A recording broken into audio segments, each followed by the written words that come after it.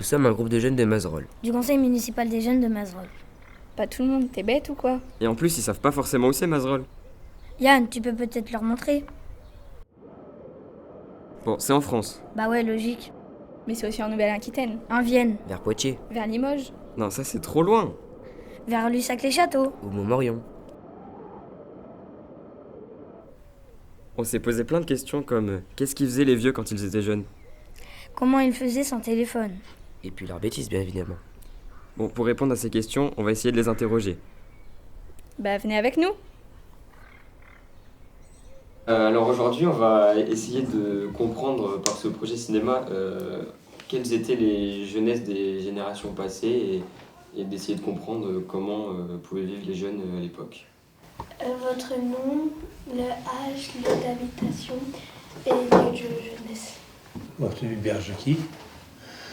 J'habite à Camus, là, et je suis là depuis 1957. Qu'est-ce qu'il y a avant?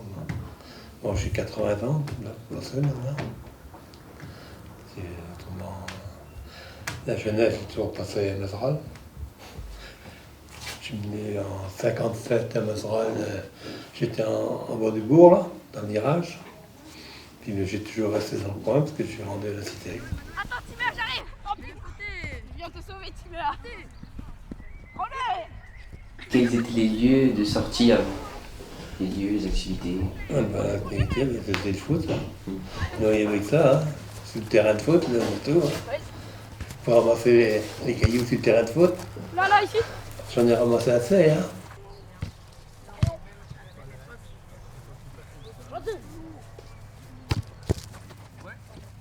La jeunesse,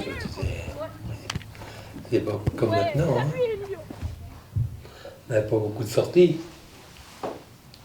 Les sorties, c'était le foot ou la pêche.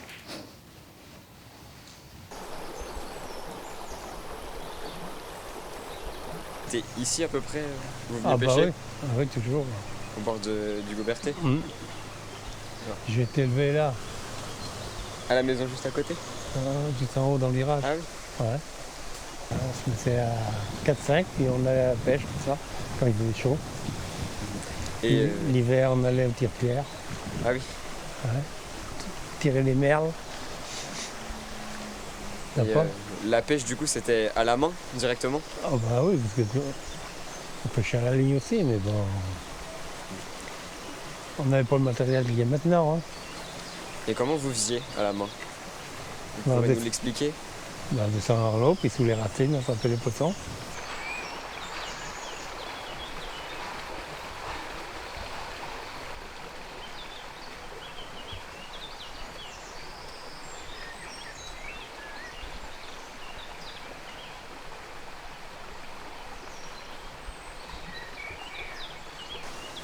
C'est dommage que les jeunes ne pêchent pas, c'est tout. Et vous pêchez plus maintenant? C'est toujours. Mais plus à la main? Ah bah non. Putain, j'ai peur qu'il y a un poisson, il arrive là, dans la main. Ça m'étonnerait. Attends, on voit plus rien, gros. Putain, dans le temps, hein, c'était...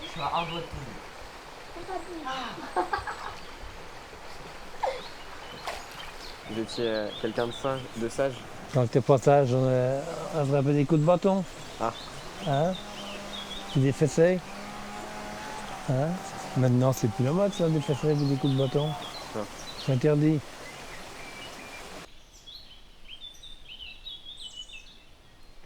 Jean-Michel Puissesseau.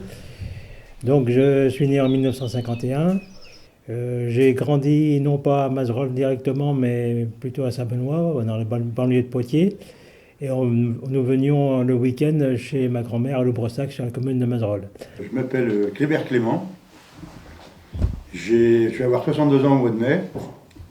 Je suis né à Montmorillon et j'habite Loubrossac, un petit village de Mazerolles, là, pas trop loin, en pleine campagne. Nous, on a grandi tous les week-ends ici. Alors, au départ, j'allais aussi avec mon père à la chasse ou à la pêche, puisqu'il m'a initié très tôt à la pêche. Et après, quand j'ai eu l'âge de jouer au football, j'ai joué au foot à Mazerolles. On jouait au foot, il y avait une équipe de foot à Mazerolles. Là, il n'y a plus d'équipe, il y en a une équipe, mais bon, il y a il y avait des équipes jeunes, quoi. Mais maintenant, il n'y a plus de jeunes footballeurs, on n'en voit plus. Hein. Et puis, à part le foot, qu'est-ce qu'il y avait d'autre C'était chez les curés qu'on compensait l'après-midi du jeudi, parce que c'était jeudi on n'allait pas à l'école. Et il y avait des activités extérieures, ou l'hiver, ou quand le temps était pas très beau, il y avait des salles où on commençait à regarder la télévision. Et la télé, tout le monde n'avait pas. Elle est venue après, quoi. La télé, bon, ça a quand même été un grand apport dans les campagnes, parce que les petits vieux qui étaient tout seuls, ils se trouvaient moins seuls, quoi. C'est l'apparition des premiers transistors vers l'âge de 10 ans, dans les années 60, ce qui nous a un petit peu libéré du vieux poste SF de la maison, puisqu'on pouvait l'emmener à l'extérieur et écouter Salut les copains, notre émission préférée à l'époque, et puis des yéyés, comme on disait à l'époque, et puis donc on pouvait l'emmener partout où on voulait, quoi.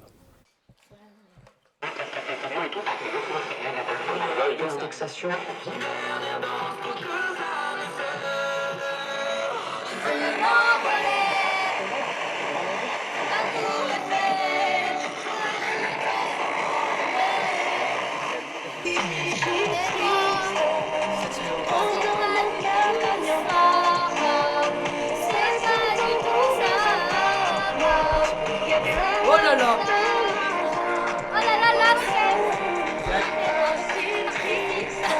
Je m'appelle Fabienne Maupin, j'ai 54 ans, je suis maire de la commune. J'ai été élue donc en 2020, première femme élue de la commune. Les Walkman, les manches-disques, voilà un peu notre jeunesse, la musique dans les années effectivement 80-90, les années disco, puisque dans nos âges c'était à peu près toute cette tendance musicale. Il y avait les radios, il y a eu la naissance aussi des radios locales, donc ça c'était important aussi. Une jeunesse, nous, les années 80, où c'était les années télé aussi, hein, faut quand même aussi se le dire. Donc l'année Goldorak, Candy. Comment vous faisiez en fait sans téléphone pour vous retrouver aux mêmes endroits, au même moment? Ah bah, il y avait le vélo, hein. C'est tout. Il n'y avait pas de téléphone, hein. Au début, quand j'étais petit, il y avait un téléphone, mais tout le monde n'avait pas le téléphone chez soi. Il n'y avait pas les téléphones portables. Il y avait une cabine publique qui était chez une personne, et puis les gens qui avaient besoin de téléphoner, ils allaient voir cette personne et puis ils passaient leur coup de téléphone, quoi. Puis ils payaient à la dame la communication, quoi. On avait un téléphone à la maison, où on faisait avec le cadran, hein, on tournait le cadran. Souvent nos parents nous disaient tu restes pas longtemps. On arrivait quand même à se téléphoner, nous, comme ça. Mais après, c'était suite aux activités. Hein. On allait à l'activité sportive, on rencontrait un tel, ou on se donnait rendez-vous. Hein. On disait tel jour à telle heure, on se donne tous rendez-vous. Et puis voilà, ou on se déplaçait chez les gens directement.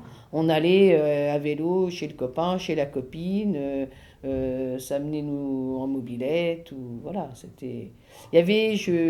On allait plus facilement chez les uns les autres aussi, sans rendez-vous. Voilà. La messe pour le dimanche, c'était un lieu de rencontre quand même pour les anciens. Puis moi j'étais obligé d'y aller, j'aimais pas ça, mais si je n'y allais pas, on se faisait engueuler. Hein. Non, il n'y en a plus. Systématiquement, des fois les gens, quand ils avaient fini leur journée, allaient au café. Les familles, l'apéritif, on le prenait au café. Hein. Les repas de famille, ça c'est important aussi. On voit que les repas de famille a bien changé aussi.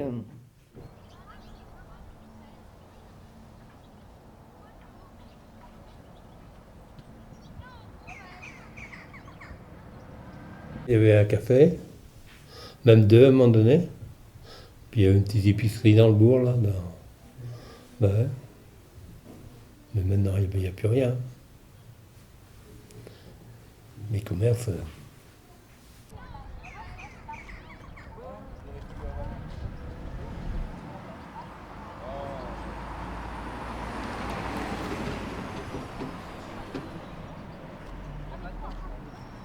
Alors là, nous sommes dans l'ancienne ferme de mes grands-parents et de mes arrière-grands-parents. La maison d'habitation était celle-ci, et là où nous demeurons, c'était la grange. On voit déjà les vestiges de la porte de grange avec la poutre. Du temps de mes arrière-grands-parents, il semblerait qu'il y ait eu un bistrot au niveau de la maison d'habitation et une épicerie au niveau de la grange, une partie de la grange. Et ouais, les enfants dans les villages, ils aidaient beaucoup. Oui, je crois que c'était une autorité publique que les gamins y participaient dès qu'ils pouvaient à la vie de la famille. Hein. C'est-à-dire aux travaux des champs pour ceux qui étaient exploitants agricoles, ou aux travaux des jardins, où la main-d'œuvre était déclarable à souhait. Hein. Ce qu'il faut bien comprendre, c'est qu'il n'y avait pas d'alternative. Donc on ne peut pas dire que les gens étaient plus heureux ou moins heureux. C'était une façon de vivre qu'ils connaissaient que celle-ci. Donc portable, ça n'allait pas, PC, ça n'allait pas, etc. Donc ils vivaient comme on les avait appris à vivre. Et nous, on a eu la chance d'être d'une génération, on a connu un petit peu tout ça, et on a connu un peu le début de ce que vous connaissez aujourd'hui. Bon, là, on arrive à ce qu'on appelait l'abreuvoir. Là, on voit mal parce qu'il y a beaucoup d'eau. Donc les vaches venaient par là, et puis à s'abreuver pendant 5 minutes, 10 minutes, un quart d'heure, une demi-heure. Et puis quand elles étaient rassasiées, elles faisaient demi-tour, puis elles rentraient à l'écurie, à la table. Des bêtises de Loup-Brossac? Non, parce que comme j'avais dit la dernière fois, en fait, moi j'étais là que le week-end. Hein. Il n'y en a pas trop eu? Non. Alors on jouait dehors, on jouait dans les champs, on avait des lance-pierres, c'était pas du tout pareil, hein. On faisait des bêtises avec, quoi. Bon, il y a des petits vieux qui nous embêtaient, quoi. Alors des fois ils mettaient leur linge sur les fils à linge, tout ça là. Et puis des fois on y allait, quand ils étaient de l'autre côté, puis on y allait avec de la boue, on balançait ça dessus, puis la vieille elle disait comme ça, tu nous emmerderas plus, on se vengeait, quoi. Mais c'était pas méchant, mais...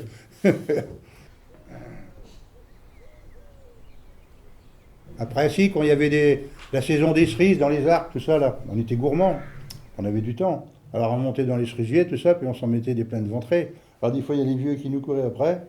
C'est pas parce qu'on mangeait les cerises, c'est peut-être plutôt histoire de faire voir que t'es là, puisqu'on arrivait à casser quelques branches, et puis ils n'aimaient pas qu'on casse les branches des arbres, quoi. Nous, quand il y a une branche qui était haute, on la cassait, puis on la mangeait par terre, ils gueulaient, là. Il y a des trucs comme ça. Ouais.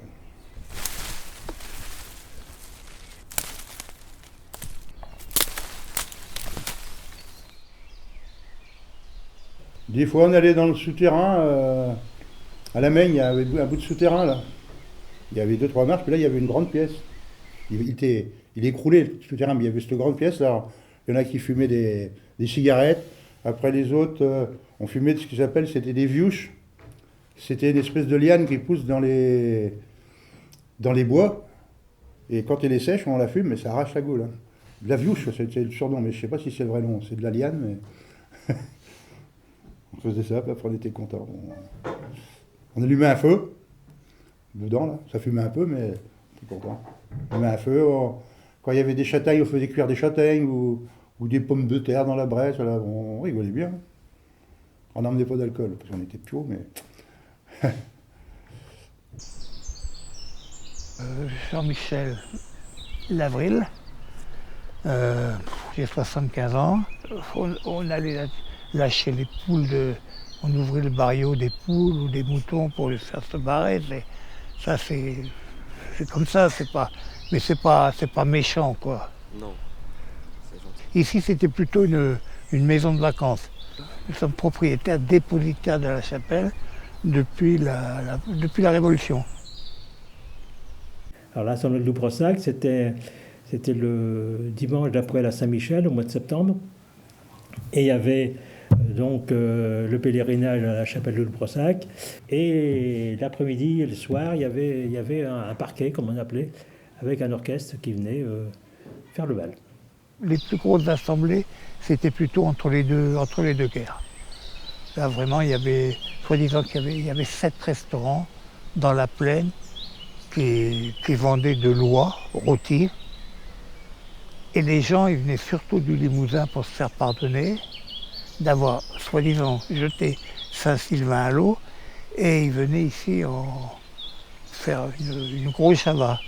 C'est-à-dire que de toute façon, il arrivait un moment quand ils avaient trop bien vécu, ils ne pouvaient plus conduire leur carriole. Et ils dormaient dans les fossés, c'était... les gens, ça dansait, ça buvait, ça... Tout ce qu'il y a pour faire la fête, quoi. Et on a beau changer de génération, une fête, c'est toujours la fête. Hein.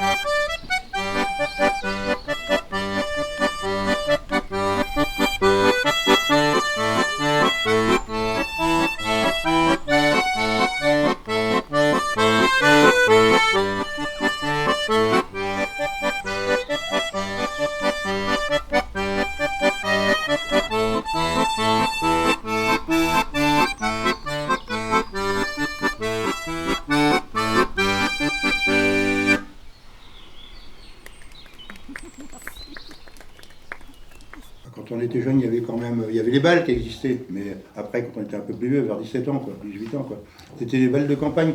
Il n'y avait pas des boîtes de nuit comme il y a maintenant partout, quoi. C'est les balles à rouille, ça s'appelait. Ils se déplaçaient dans les communes, et puis on allait au bal le samedi soir, quoi. Alors nous, on avait des discos mobiles, c'était des discothèques qui venaient en fait dans nos campagnes, c'est-à-dire, alors il y avait un parquet, mais il y avait toute une structure en dur, et puis c'était à l'époque, c'était un DJ, comme on disait, un DJ jockey, nous on appelait ça, et avec les lumières, les premières lumières, les premières boules à facettes. Ah, les Français,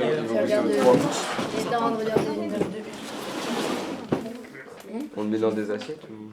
Ou un sopalin, vous n'avez pas de sopalin, ou un peu de sopalin, ça suffirait. Je veux pas une lèvre de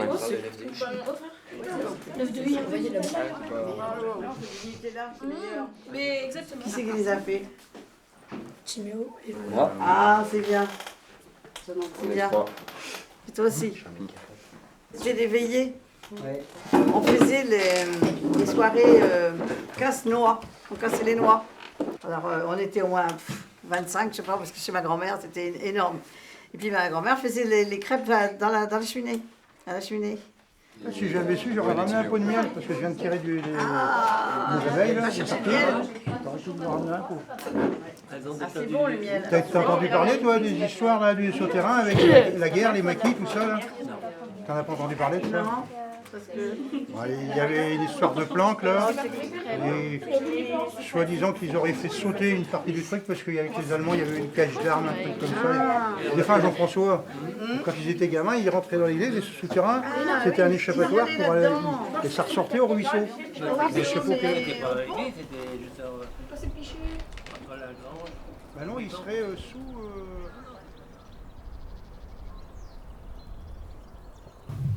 C'est la roue qui tourne, hein. Ah ben ça, déjà avant, on n'avait rien, enfin ça s'amusait avec pas grand-chose. Parce que maintenant, il y a tout. Bah, je pense qu'on était un petit peu moins évolué que vous. C'est-à-dire qu'on avait moins de contact avec l'extérieur, avec ce que vous connaissez maintenant, les portables, les réseaux sociaux et compagnie. Donc je pense qu'on mûrissait beaucoup moins vite que vous, quoi. Dans la commune, qu'est-ce qui se passe pour les jeunes? Nous avons un conseil municipal des jeunes qui est très très actif, dont aujourd'hui il y a 3 ans d'existence.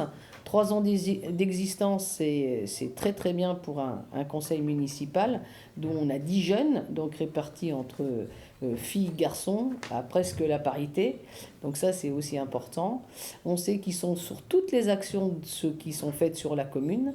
Ça va du repas des aînés, qui est important, à des animations bien particulières. Et nous, à Mazerolles, la jeunesse a la parole, et on laissera toujours la jeunesse à la parole.